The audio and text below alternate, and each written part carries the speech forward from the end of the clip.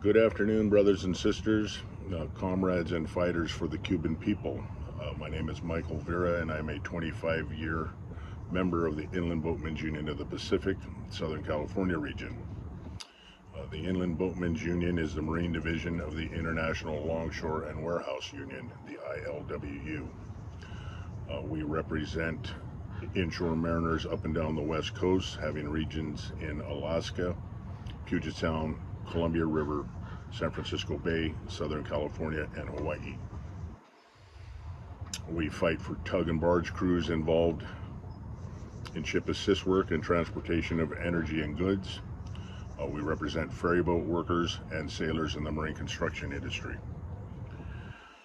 I am currently serving my fourth three-year term as a patrolman business agent and have worn many hats in my years in the IBU.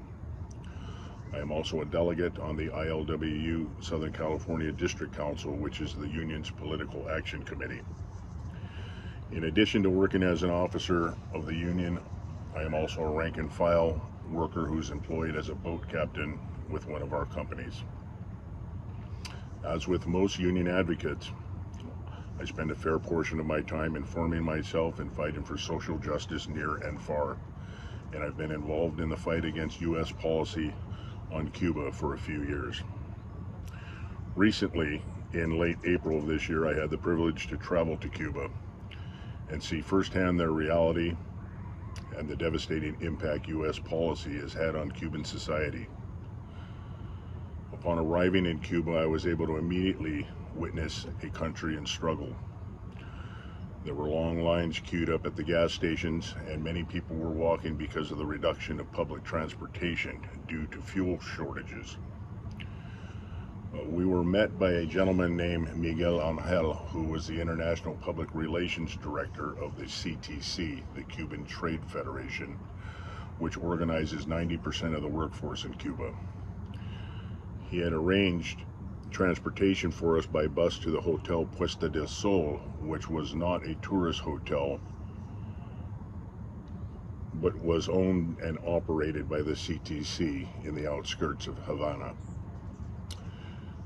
Conditions at this hotel were surprising to myself, as I've not been to Cuba before.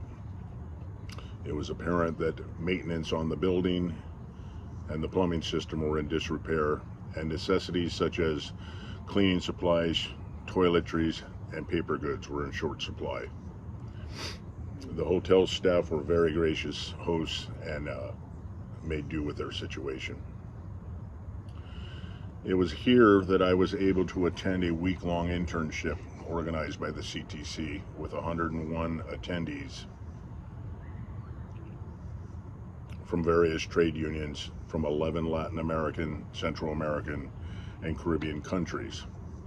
This was the first time that the United States had a delegation that was able to attend.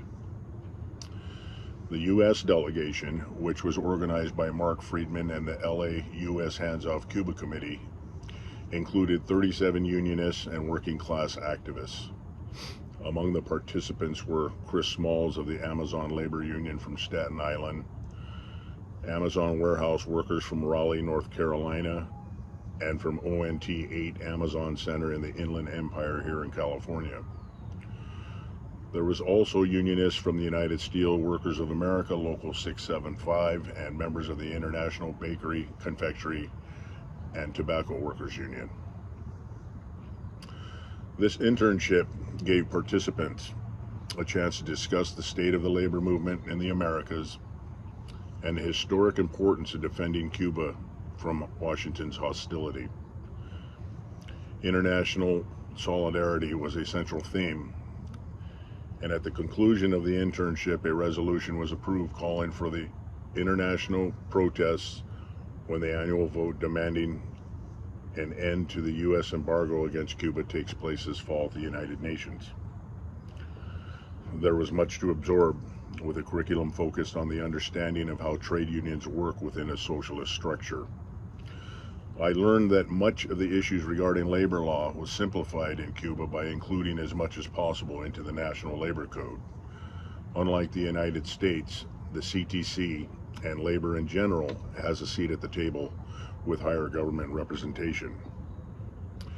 In addition to the curriculum being taught at the Lazaro Pena Convention Center, our delegation was able to visit various sites and enjoy some important exchanges.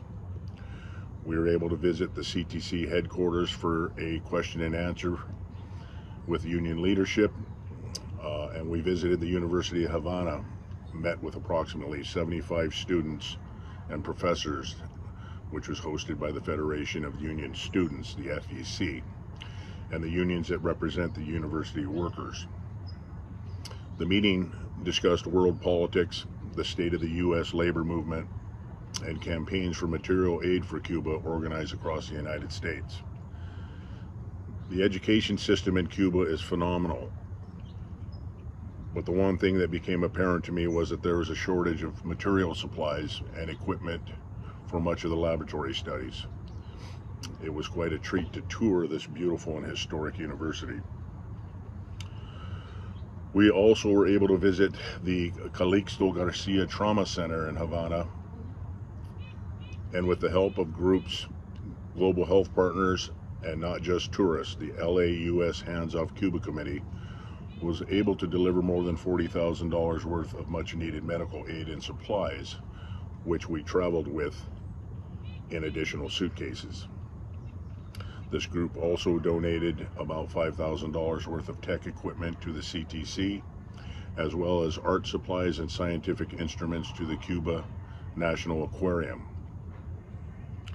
Another member of our delegation, who was a member of the United Steelworkers, was able to visit a sheet metal manufacturing plant and reported that production was at a virtual standstill because of the inability to source a part for one of their sheet metal bending machines.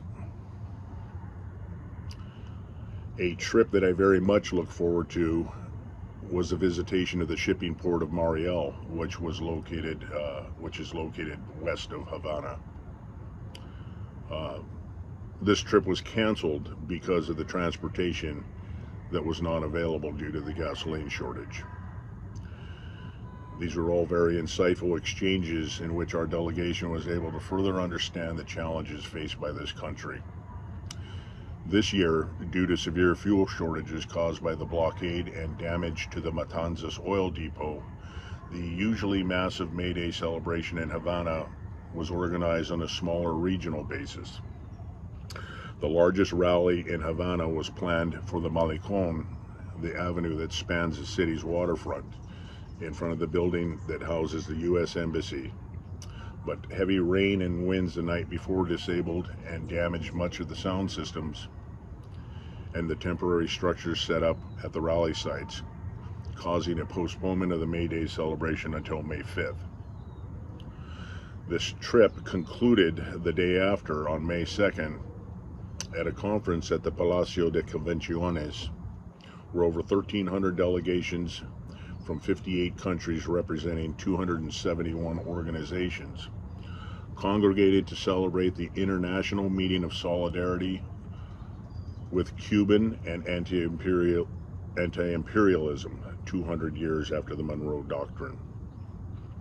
At the opening of this meeting, Cuban President Miguel Díaz-Canel spoke of the broad context of Cuba's current situation. The pandemic had paralyzed the country for 2 years.